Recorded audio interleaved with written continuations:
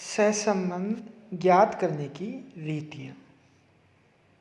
सहसंबंध ज्ञात करने की 6 प्रमुख रीतियाँ हैं, जिनमें पहली रीति है विक्षेप चित्र या बिंदु चित्र रीति। दूसरी है बिंदु रेखीय रीति या ग्राफिक मेथड। तीसरी है कार्ल पियर्सन का सहसंबंध गुणांक। चौथी है स्पेयरमैन की कोटि अंतर विधि। फिर पांचवी संगामी विचलन रीति और छठी है न्यूनतम वर्ग रीति। अब इन सभी रीतियों का संक्षेप में हम अध्ययन करेंगे। सबसे पहले हम लेते हैं विक्षेप चित्र या बिंदु चित्र रीति, स्केटर डायग्राम या डॉट डायग्राम। दो समंकमालाओं में परस्पर सहसंबंध की दिशा और मात्रा का अनुमान विक्षेप चित्र बनाकर किया जा सकता है। विक्षेप चित्र बनाकर किया जा सकता है। इस रीति के अनुसार स्वतंत्र चर मूल्यों को एक्स अक्ष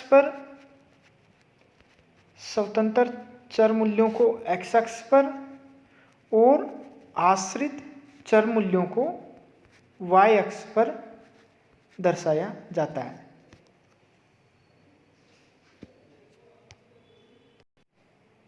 इस रीति के अंतर्गत एक्स श्रेणी और वाई श्रेणी के मूल्यों के आधार पर ग्राफ पर बिंदु अंकित किए जाते हैं, डॉट अंकित किए जाते हैं। फिर इन बिंदुओं के प्रवृत्ति के आधार पर सहसंबंध की मात्रा और उसकी दिशा का पता लगाया जाता है।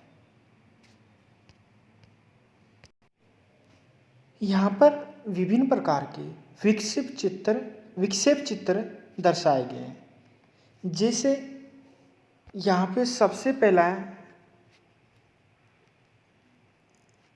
ए, जिसमें सीमित धनात्मक सहसंबंध को दर्शाया गया।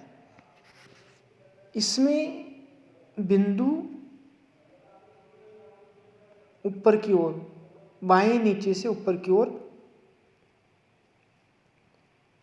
बिखरे हुए धनात्मक रूप में, तो इस स्थिति में सीमित धनात्मक सहसंबंध होगा। इसके विपरीत चित्र सीमित ऋणात्मक सहसंबंध को दर्शाया गया है, क्योंकि यहाँ पर बिंदुओं का जो प्रवाह है वो ऊपर बाईं ओर के कोने से नीचे दाईं ओर के निचले कोने की ओर घटता जाता है। इसमें एक श्रेणी के मूल्य बढ़ने पर दूसरी श्रेणी के मूल्य घटते हैं, इसलिए इन दोनों में यहाँ पे सीमित मात्रा का ऋणात्मक सहसंबंध। चित्र बी में सहसंबंध का अभाव है, क्योंकि यहाँ पे जो विक्षेप चित्र है उसमें जो विभिन्न बिंदु है वो चारों ओर बिखरे हुए हैं, जिनसे कोई निश्चित प्रवृत्ति स्पष्ट नहीं होती है। अतः यहाँ पर सहसंबंध का अभाव है। यदि सभी बिंदु बाईं ओर के निचले बिंदु से ऊपर से बाईं ओर के निचले कोने से दाहिनी ओर के ऊपर वाले कोने तक अगर एक सरल रेखा के रूप में अंकित हो, तो दोनों समंकमालाओं में पूर्ण धनात्मक सहसंबंध होगा। और इसके विपरीत जब सभी बिंदु ऊपर से नीचे की ओर एक सीधी रेखा पर होते हैं, तो चर मूल्यों में पूर्ण ऋणात्मक सहसंबंध पाया जाता है। इस प्रकार विभिन्न प्रकार के विक्षेप चित्रों के माध्यम से सहसंबंध की मात्रा और दिशा का पता लगाया जा सकता है। इसके बाद हम देखते हैं सहसंबंध की दूसरी रीति, बिंदु रेखीय रीति। बिंदु रेखीय रीति के द्वारा भी सहसंबंध का अनुमान लगाया जा सकता है। इस रीति के अनुसार समय, स्थान और क्रम संख्या को एक्स अक्ष पर दर्शाया जाता है और जो श्रेणियां हैं, दोनों श्रेणियां, उनको वाई अक्ष पर दर्शाते हैं। जैसे इस उदाहरण में दोनों श्रेणियों को वाई अक्ष पर दर्शाया गया है और जो समय, वर्ष या क्रम संख्या होती है उनको एक्स अक्ष पर दर्शाया जाता है। अब हम इन दोनों श्रेणियों के आधार पर दो वक्र खींचते हैं। एक्स श्रेणी का एक वक्र होगा और वाई श्रेणी का दूसरा वक्र। इन दोनों वक्रों के आधार पर फिर इनकी तुलना करके हम सहसंबंध की दिशा और मात्रा का पता लगाते हैं। जैसे अगर दोनों वक्र साथ साथ घटते हैं और साथ साथ बढ़ते हैं, यानी एक ही दिशा में उनमें परिवर्तन होता है, तो धनात्मक सहसंबंध होगा। और यदि दोनों वक्र एक दूसरे के विपरीत दिशा में परिवर्तित होते हैं तो उनमें ऋणात्मक सहसंबंध होगा। जैसे यहाँ पे दोनों जो वक्र है साथ साथ बढ़ते हैं और साथ साथ घटते हैं, तो यहाँ पे इन दोनों वक्रों के आधार पर ये निष्कर्ष निकलता है कि यहाँ पे इन दोनों श्रेणियों के मध्य में धनात्मक सहसंबंध पाया जाएगा या धनात्मक सहसंबंध है।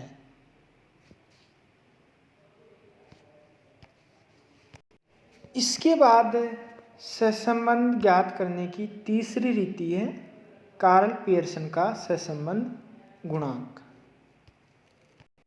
कार्ल पियर्सन का सहसंबंध गुणांक सहसंबंध का आदर्श माप माना जाता है और इसमें सहसंबंध की दिशा और मात्रा तथा उनकी सीमाओं के बारे में जानकारी प्राप्त होती है। इस रीति के अंतर्गत सहसंबंध गुणांक निकालने के लिए पहले सहविचरण या कोवेरिएंस का माप ज्ञात किया जाता है। फिर निरपेक्ष माप को गुणांक में परिवर्तित करने के लिए दोनों श्रेणियों के परिमाप विचलनों के गुणनफल से भाग दे दिया जाता है। इस प्रकार उपलब्ध अनुपात ही कार्ल पियर्सन का सहसंबंध गुणांक कहलाता है। जैसे यहाँ पे कार्ल पियर्सन का जो मूल सूत्र है वो ये है, sigma D X D Y upon N sigma X और sigma Y, small sigma X small sigma Y. यहाँ पर स्मॉल सिग्मा एक्स ये एक्स श्रेणी का परिमाप विचलन है और ये वाई श्रेणी का परिमाप विचलन है। एन या पदों की संख्या है और डी एक्स एक्स श्रेणी के विचलन, डी वाई वाई श्रेणी के विचलन को दर्शाता है। इसके बाद हम देखते हैं स्पीयरमैन की कोटि अंतर विधि। स्पीयरमैन की कोटि अंतर विधि। स्पीयरमैन की कोटि अंतर विधि ऐसी परिस्थितियों के लिए उपयुक्त है जहां तथ्यों का प्रत्यक्ष संख्यात्मक माप संभव नहीं होता हो तथा उन्हें केवल एक निश्चित कोटि क्रम के अनुसार रखा जा सके। जैसे बुद्धिमत्ता, सुंदरता, स्वास्थ्य आदि गुणात्मक तथ्यों को प्रत्यक्ष रूप में अंकों में नहीं मापा जा सकता, परंतु विभिन्न इकाइयों को गुण की कोटि के आधार पर पहला, दूसरा, तीसरा इत्यादि कोटि क्रम प्रदान किया जा सकता है। इन क्रमों के आधार पर ही क्रमांतर या कोटि अंतर विधि द्वारा सहसंबंध गुणांक निकाला जाता है। यहाँ पर ये कोटि अंतर विधि के अंतर्गत ये फॉर्मूला दे रखा है। इस फॉर्मूले के आधार पर सहसंबंध गुणांक का मान निकाला जा सकता है। यहाँ पर n पद युग्मकों की संख्या है, पद युग्मों की संख्या है और d कोटियों का अंतर है, कोटियों का अंतर।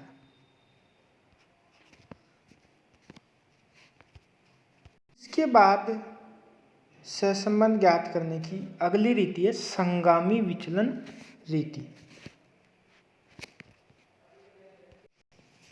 संगामी विचलन रीति का प्रयोग उस परिस्थिति में किया जाता है जब हम ये देखना चाहते हैं कि दो चर एक ही दिशा में गतिमान है या विपरीत दिशा में गतिमान है। इस रीति के अनुसार जब दो संबद्ध चर x और y एक ही दिशा में साथ साथ गमन करते हैं या संगामी या सहगामी है तो उनमें धनात्मक सहसंबंध होता है। यदि वे विपरीत दिशा में गमन करते हैं या प्रतिगामी होते हैं तो उनमें ऋणात्मक सहसंबंध पाया जाता है। इस रीति के अंतर्गत सहसंबंध गुणांक ज्ञात करने का फॉर्मूला ये इस प्रकार है, under root plus minus 2c minus n/n। यहाँ पर c संगामी विचलन को दर्शाता है।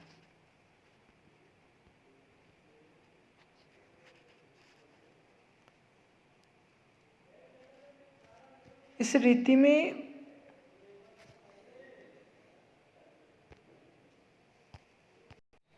मूल्यों की मात्रा नहीं लिखी जाती बल्कि उनके चिन्ह लिखे जाते हैं। इसके बाद सहसंबंध ज्ञात करने की अंतिम रीति है न्यूनतम वर्ग रीति। यह रीति न्यूनतम वर्ग विधि के अनुसार खींची गई सर्वोत्कृष्ट रेखा पर आधारित है। न्यूनतम वर्ग रेखा प्रसामान्य समीकरणों की सहायता से खींची जाने वाली एक सर्वोपयुक्त आकलन रेखा है जिसके दो अभिलक्षण होते हैं। पहला है अवलोकित मूल्यों और उक्त रेखा से संगणित तत्संवादी मूल्यों के विचलनों का योग शून्य होता है। y माइनस वाई सी, ये अवलोकित मूल्य और ये तत्संवादी मूल्य, इन दोनों के अंतरों का योग शून्य होता है। दूसरी विशेषता है इस रेखा से संगणित अवलोकित मूल्यों से विचलनों के वर्गों का जोड़ अन्य किसी रेखा से निकाले गए विचलन वर्गों के जोड़ की तुलना में न्यूनतम होता है। इसीलिए इसे न्यूनतम वर्ग परिकल्पना के अधीन खींची गई सर्वोत्कृष्ट रेखा कहा जाता है।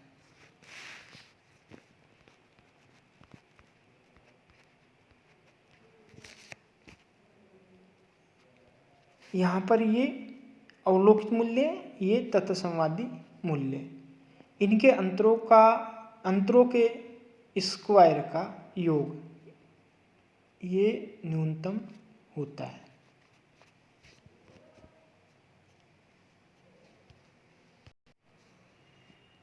इस विधि में हम सबसे पहले s² y और सिग्मा स्क्वायर y का सिग्मा स्क्वायर ये निकालते हैं। फिर इसके बाद में हम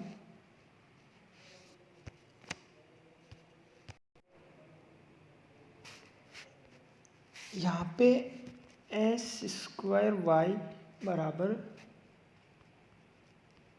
y माइनस वाई सी का होल स्क्वायर अपॉन n होगा और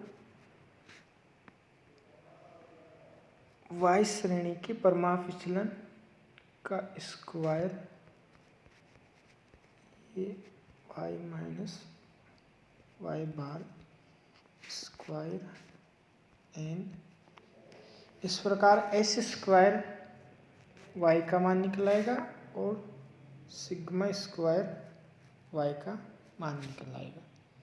फिर इन दोनों मानों के आधार पे सहसंबंध गुणांक का परिकलन कर लिया जाएगा।